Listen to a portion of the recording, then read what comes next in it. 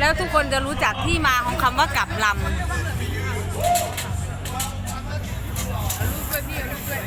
รูปไหนก็นี่ไม่จะเอาวิดีโอตอนมันกลับไง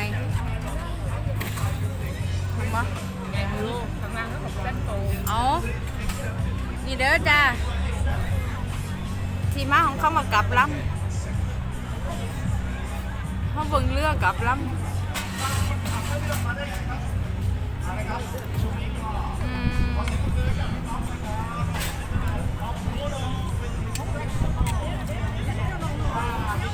อันที่ไปส่วนตัวคือไปตะเทียงคุณเนาะ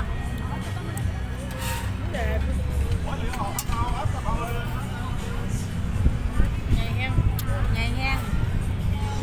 ก็จับก็เรียนไก่ยักษ์เจือเรียนตั้งทั้งนี้ไปทั้งนี้เนาะจำเงียบ2 หลังเรียนกี่ร้านอีกพี่บัง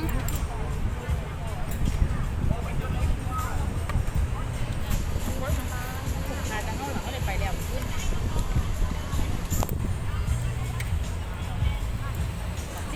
มือวาดอ่อนไม่ถึงไม่เลยเนาะก็ไปเห็นฉากไงมันบอกไงว่ามันเป็นการปรับจราจรเองโดยอัตโนมัติเนาะเดือเดียงด่างห่วยมันหลายตัว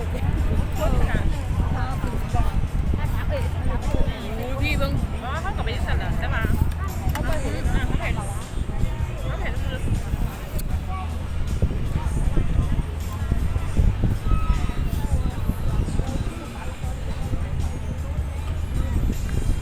เรื่องนั้นมาอีกเรื่องนั้น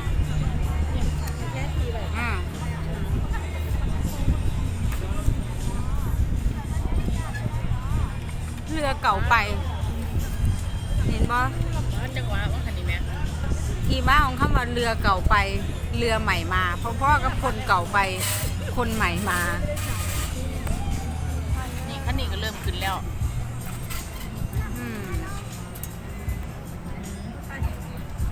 ให้มือนี่เขาสิออกจากเรือจากลำคันนี้น่าจะออกเพราะว่าวันนี้วันศุกร์มันเป็นออกสุรัมบ่นั่นก็มีงาน